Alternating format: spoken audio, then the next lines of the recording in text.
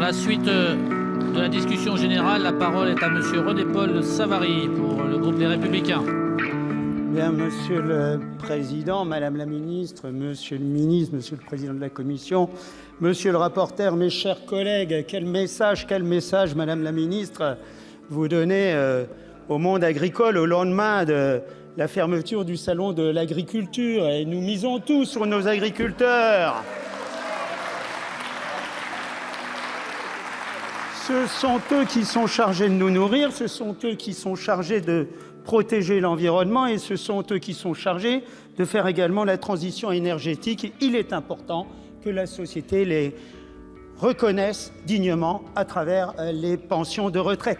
Quel message également, Madame la Ministre, vous donnez au Sénat à la veille d'une procédure où on va travailler sur une réforme constitutionnelle et le message qui pourrait être interprété par rapport à ces mesures violentes que vous allez nous proposer ce soir est un non-respect du Sénat et du Parlement en général. Ce n'est pas acceptable.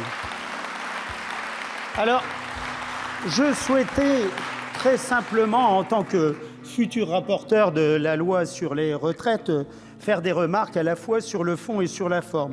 Sur le fond, c'est l'illustration que le problème des non-salariés agricoles, des difficultés et des régimes différents qui vont caractériser les retraites, puisque c'est une profession très spécifique où les revenus ne sont pas calculables, étant donné qu'ils dépendent des cours mondiaux, et que, d'autre part, les prestations, là aussi, sont pilotées, puisqu'il y a des moyens particuliers de faire en sorte, dans les exploitations, de payer différemment les cotisations. Et on voit bien qu'un système de retraite actuel, qui est un système fondé sur des prestations définies, quand on passera à un système par points, qui est un système fondé sur des cotisations définies, ça n'arrangera en rien le montant des retraites agricoles. Donc il faut être particulièrement attentif à cela.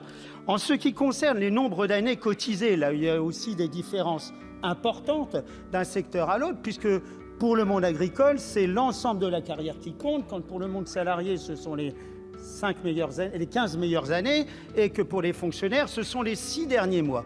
Donc là aussi, dans la transformation du régime, il mérite toute l'attention nécessaire pour faire en sorte que, dans ce cadre-là, le régime universel soit transformé peut-être, mais en respectant la spécificité d'un certain nombre de régimes uniques. Et puis un régime très particulier, et je conteste, permettez-moi, Madame le Ministre, avec tout le respect bien entendu que j'ai en votre égard, l'argument de la solidarité nationale. Certes, elle existe, mais forcément, puisqu'il y a un déséquilibre tel qu'il y a 3 pensionnés pour un seul cotisant. Donc il y a une solidarité nationale. Mais n'oublions pas que c'est un régime très particulier, puisque c'est la RCO, donc le régime complémentaire obligatoire, qui crée la solidarité du régime. Et en ce sens, c'est que ce sont les actifs, déjà pas suffisamment nombreux, qui payent des cotisations supplémentaires pour assurer ce minimum vieillesse des retraités agricoles. Donc c'est un exemple à ne pas suivre. Ça méritait d'être souligné et il faudra en tenir compte dans la future réforme. Et puis, une remarque bien sûr sur la réforme, et mes collègues le diront également, pour le Sénat, utiliser le 44.3, c'est comme le 49.3 à l'Assemblée nationale. Ce n'est pas acceptable pour le Sénat. Alors, Madame la Ministre, vous sortez l'artillerie lourde pour un texte de proposition de loi qui, ma foi, n'a pas non plus une transformation sociétale extraordinaire, mais une artillerie lourde qui donne une sensation aux sénateurs d'être muselés dans leurs réflexions.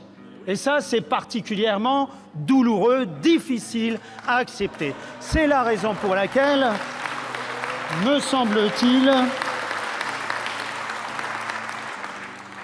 nous aurons, à travers l'expression commune, le vote définitif, une position qui tiendra compte de ces arguments, et nous pensons collectivement que ce n'est pas aux retraités agricoles de payer la méthode brutale utilisée par le gouvernement. Je vous remercie. Merci, chers collègues.